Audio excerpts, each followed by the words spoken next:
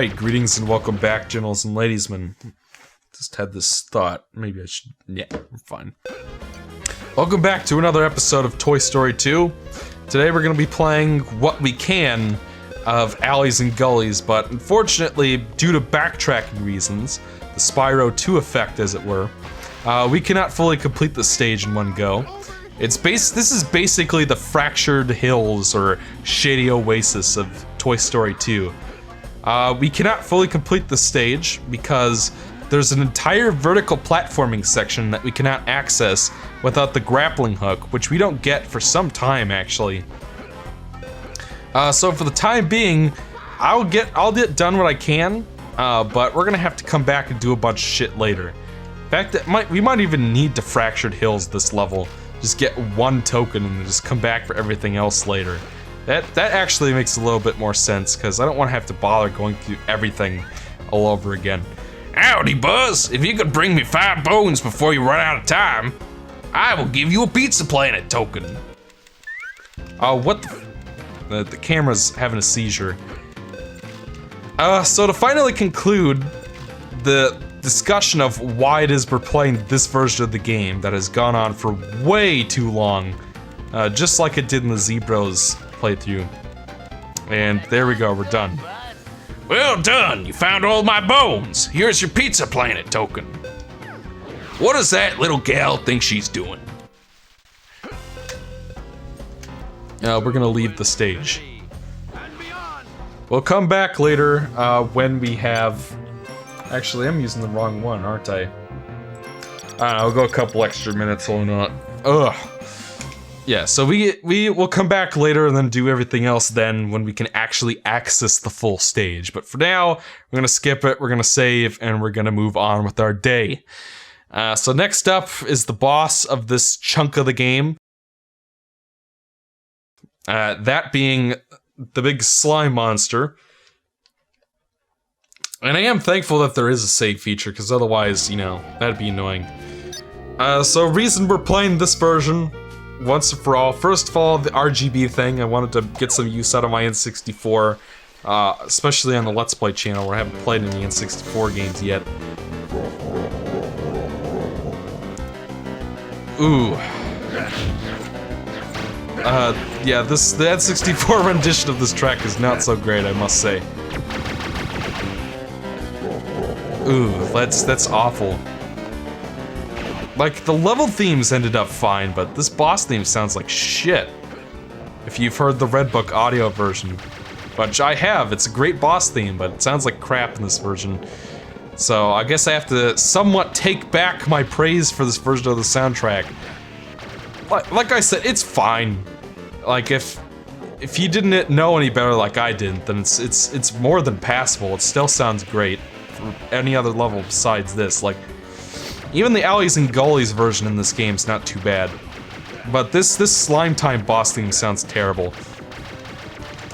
The reason we're playing this version is... well, I mean, like, obviously the PlayStation version is the next... oh, there is a green laser! Okay, it must be only in this version of the game, but feel free to correct me if you own the PlayStation, Dreamcast, or PC versions and have played it recently enough. Okay, I thought he was gonna come back up again, but we beat him. Alright, we did it. And no terrible FMVs because this is the N64 version. We'll save real quick.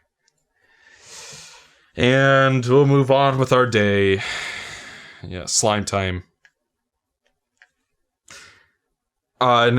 Basically, I have already done a playthrough of the PlayStation version on Zebros Play.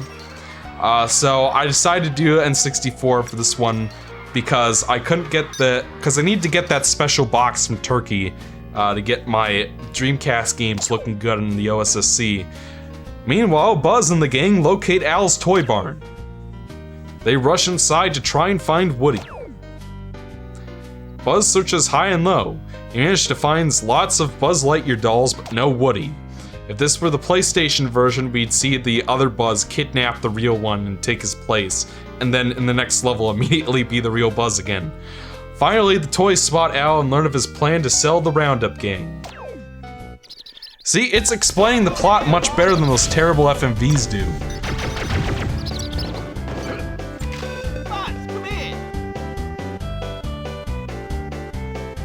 Okay, I don't know how I ever tolerated this version of the song. Okay, it's getting better, but still, ooh, that is rough. And so it's like half of the soundtrack sounds good. Hey, Buzz, you need rocket boots to cross over to the shopping cart.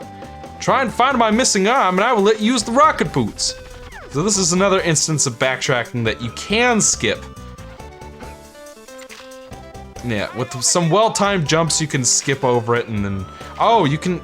Okay, this is a backtrack. You can get the thing you need for the power-up in the same stage, but you know, regardless, you will need the rocket boots in order to get some things in this. Actually, no, fuck that. This level does have backtracking in it. I forgot. You need the floaty boots that you get in like one of the last stages in the game in order to get one of the checks in this level. So don't bother with the checks. We might as well come back to this level later too. I don't know. We might as well unlock this. Well, thanks, Buzz. Thanks for finding my arm. Now you can use the rocket boots. They give you great speed for a short amount of time. They're great for racing around with. Alright, so I guess the one token we'll get for this stage, we'll make it this one. And this one can be kind of annoying, so... Thankfully, I did review this version of the game once. It was like my second review ever. It's not up anymore because I basically took all those videos down. It was my ill-fated Pixar marathon where I reviewed a bunch of Pixar, you know, games based on Pixar movies, because it's just like, oh, they gotta be good, right? And Toy Story 2 is the best one. Just, you know, spoilers and whatnot. We'll reset the puzzle. Which you should be able to do, I think. Okay, I guess not in this version. No, you could do that in the PS1 version. Yeah, so PS1's version's the one I'd recommend, but we're playing this because I want to show off my N64 footage quality, and because nobody really plays this version as well. I don't think there are many LPs of the N64 version out there. It has some childhood sentimentality to me, you know, nostalgia and whatnot, so I originally wanted to do this version instead of the PlayStation version on the Z-Bros playthrough, but I didn't, because we couldn't get, I don't know, I guess my, I wasn't getting the quality I wanted was the problem. Now I have the quality, so I'm gonna go for it, but yeah. And I like that there are slideshows instead of FMVs, I prefer that. I am Buzz Lightyear. I don't know, that's pretty much all the reasons I need. You guys get the picture. Like, wow, it took me 3 parts to explain that. I haven't recorded the part of the Spyro 2 playthrough where I talk about the story yet. And I am worried how that's gonna go. I could spend the better part of several parts talking about the story in Spyro 2. So hopefully it's not a big fucking mess when I do get to it. Ugh, for God's sake. Okay, so I swear this minigame's worse than the N64 version. Like, I don't remember having this much trouble with it in the Z-Bros playthrough, but then again, Eric was playing, I think. And I was just commentating, I wasn't playing. So basically what you gotta do, you gotta take these little rocket boots here, make a couple of, you know, jumps off the counters here, and land in the basket of this shopping cart. Then you gotta land on that hay bale over there that is moving up and down. You gotta land in a very specific part or it won't work. You gotta land in like the front corner, and then that'll... Oh, you gotta be shitting me. Well, apparently I just wasted my time. I thought there was a Pizza Planet token up there, but evidently it was just a chick. Which, you know, I need 5 of those, and I can't get one of them until I come back with the hover boots, so... This is brilliant, is what that is. Great level design. I shouldn't need a power-up from a later stage, god damn it. Like, I could tolerate that in Banjo-Tooie because it's such a big, ambitious game with huge levels in it. With such small, straightforward levels like this, why can't I just do it in one go? Feels completely arbitrary to me. Whatever. Let's see what we can do that's fast. But anyways, in terms of, you know, this stage and what we've got to do, like, besides the backtracking, there really isn't much of note. I mean, this is a pretty fun level, but... So if we could beat this guy twice... basically, he has made a thingy appear in the egg that we walked past in the... It's basically the egg right next to the, hay bale over there. So if we can race over there in time, we will get a chick. And then if we come back a second time, there will be a token there. So I think that's what we're gonna do, because it's closest. And we'll come back for the rest of the stage later. And it's like Mario 64 and Spyro 1 were like the only games that didn't do this backtracking nonsense. It's like I don't really understand what they were thinking, what they thought that added. Maybe they were just trying to pad out game time. This time the egg will hatch quicker, but there's a token inside it. Get to it in time and you can keep the token. Yeehaw! Alright, so Mr. Clucksworth over there has made a thing appear. So we're gonna follow this all the way through. Basically just do the same thing again, except there's a stricter time limit, which, you know, like I've been saying in my Spyro playthroughs, that's a design philosophy I can gel with. I like it when, you know... Oh well, that's what I wanted to do anyway, so, you know, it's fine. We got the one token, now we can progress, and then come back to the stage later when we have the other stuff we need. Which is something that Spyro 2 should have had, regardless. And 3. 3 should have had that as well, but whatever. I feel like it's a bigger problem in 2, but, you know, I gotta point it out where I gotta point it out. 3 does the same thing. You need to beat all the levels so that you can get the guys to make the rocket or whatever. So that game does it too, but, you know, still. So that's all we could do there for now. So we're gonna move on to Als Space Lane, which is actually a pretty fun stage. And... Buzz follows Al to his penthouse apartment to rescue his buddy, but... On his way out, he unleashes the evil Emperor Zurg, Buzz's arch-enemy. Alright, so this level is basically Space Als Toy Barn. And this is kind of the start of a trend. I think this is actually the last level that you play that has Zurg-themed enemies in it, like this guy. Hey look, they use the lighting effect from the Ocarina of Time on him. So as always, we have the same old objectives. We have 50 coins. We have 5 things that we gotta collect. Okay, I guess I just skipped an entire platforming section just now. I'll take it, but, you know, I shouldn't be able to do that. Like, this track turned out just fine. It sounds exactly like the Red Book version. I mean, it's close enough, I mean. So you got a neat little platforming section up here where we gotta jump on these little poles. It's what I really, like I've been saying about Toy Story 2, like, it has some really clever platforming sections in it. That really utilize the whole, you know, you're a toy in a big human world kind of thing, and, you know, like I said, that texture filtering on the floor is looking pretty good, huh? And it's, you know, obviously the OSSC is like partially responsible for that, because, you know, if you were playing this on like composite cables, it would probably look like garbage, but yeah, I don't have time for that shit. I've got RGB on this baby. So I could play all my old games in high quality on my digital TVs and record them for the internet. And believe me, it was quite the hassle, because I did all the mod work on my N64 myself, and I had to basically, like, I think something went wrong with the... Oh yeah, that's right. I bought one N64 and used a Voltar card. Like, I bought a board from him. Here's the fake Buzz from the movie.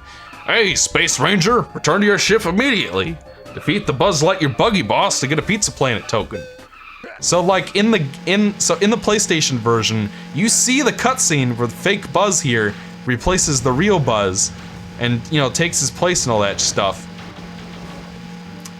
Let's see if I can't use the laser on him instead. There, we got him. Yeah, so, but as you can see, in the game, you beat him as a boss and he doesn't take your place, but they show that cutscene afterwards anyway. It makes no fucking sense, but whatever. Grab that and refill some health real quick. Yeah, it's like, I really don't know why they did the forced backtracking, because like I said, it incentivizes you to just, you know, pull fractured hills and just grab the talisman and leave, basically. But what that means is because the game has a linear difficulty, you know, arrangement, like the Spyro games, it's pretty consistent difficulty all the way through.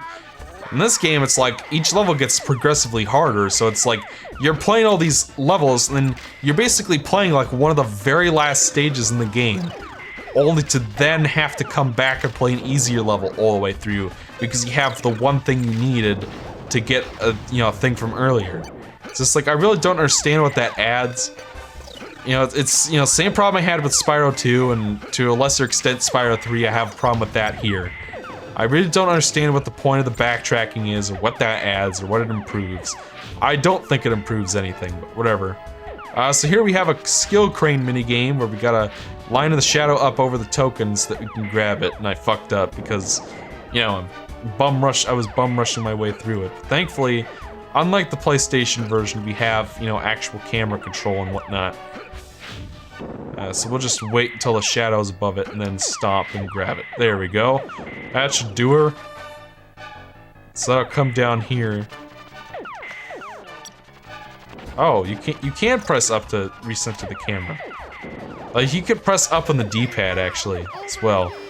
You could press up on the D-pad or up on the, you know, C buttons. C up is what I should say. Shut up, Earlbone. We can, or not. We can't go up there, back up there apparently. Shut up, Rex. Alright, I guess we can make it after all. So let's see if we can make that big jump. You only live once! We can't. And I'm not sure how else I'm supposed to get up there. Maybe there's like a down passage in? No, we gotta go up from above. I guess I just gotta, you know, line the camera up and make this count. Or maybe I can... No? I probably wasn't supposed to push that cup off quite yet. Is probably what happened. By the way, it's they have like 2D arcade games on the monitors, and it's kind of a weird idea that this older-ish game is referencing even older games on this. Okay, listen. Can we get up there, please? And can you shut the hell up? Like, I can't listen to fucking Rex talking to me anymore. Okay, I know I definitely turned it down, so what happened?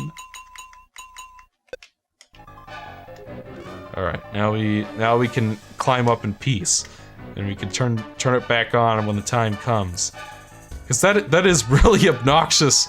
Usually I'm not one to you know, get really caught up with, okay, listen, this is getting retarded. This is ridiculous.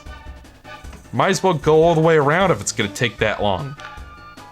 Oy vey. Yeah, like you can see, they actually bothered to like model a bunch of different, you know, arcade games in these cabinets, and it looks pretty authentic. It looks like you're looking at an old, you know, an old arcade monitor, basically. It's pretty neat little effect. Maybe I could just try jumping from here. Okay, I guess that's what you're supposed to do. We'll turn our volume control back up. There you go. Oh, I didn't have it all the way up before? Okay. Hey, Bob, over here! Fuck you, Rex. I wish there was like a voice one so I could just turn them off, but evidently I'm not allowed to do that. I can only turn off all the sound effects at once, but I suppose that's better than some games where they don't even give you that option, any volume options at all. Anyways, after getting out of this 2D ball pit, where all the balls are textured on to a flat floor, we can now proceed with the rest of the stage. We already have 3 of the LGMs, so we only need to find a few more of them. We went that way, so let's try this way. Okay. And I believe there's a racing section up this... No, I'm thinking of a different area of the stage. And obviously we have our ham, needs 50 coins. So we'll do that. Oh, that dithering is beautiful. It brings a smile to my face is what it does. I swear those poles are harder in this version of the game. Because, like, the most recent time I played this game was the PlayStation version on my PSP. Like, I don't know, I just needed something to play while I was on the bus to work. So I picked Toy Story 2 on my PSP, and, you know. Like I said, I do recommend the PlayStation version the most, even if I do have some personal quibbles with it that make me ultimately prefer. Oh, I guess the Cosmic Shield does come back after all. Alright, but it's ultimately pointless because, you know, I'm not allowed to shoot people, I guess. So I don't know what the benefit is, because I can't get these coins that I want. Which is the only reason I would ever want to go in here after having, you know, pulled off that skill shot and getting that LGM early. Come on, kill him. Cool. Looks like, oh, I guess that racing section is here. Or, no, this is a completely different zipline section. Okay. So yeah, this is like the Buzz Lightyear aisle of Al's Toy Barn, which is kind of neat that oh, I guess there is another guy over here. So I guess it was worth it after all. Alright, come on. I'll get that Quan. Alright, now with that we can go talk to Ham when we find him. Not sure where he is exactly. Is this based? Oh, I'll take it. Way to go, bud. Well done, Buzz. Here's your Pizza Planet token. I'm John Ratzenberger. I'm in every Pixar film. I make a cameo whether you like it or not. Was he in Coco? I haven't seen Coco yet. I wanted to see it, you know, because obviously, I don't know, I have some interest in Hispanic culture at least, because I speak Spanish. But I didn't, for one reason or another, I wasn't able to actually see the film in theater. It's just, oh yeah, here's the person with the 5 LGMs. Hi, Buzz, if you can find my 5 missing aliens and come back and find me, I will give you a Pizza Planet token. No, I should have tried doing a female version of the LGM voice. Oh! I guess they're canonically called Mr. Martian in this game. Because, yeah, that's what it says. It says Mr. Martian. That's what it says. Alright, we got him. The bilinear filtering and the dithering as well. Like, look at that beautiful dithering. You have no idea how happy that makes me. But after all the money I spent to get a high quality signal from the console, RGB, all that shit. It does my heart good to see some dithering, because that means I did it right. Anyways, join me in part 4, and we will race this guy in the zip lines. Until then, I'm X, and I'll see you guys next time.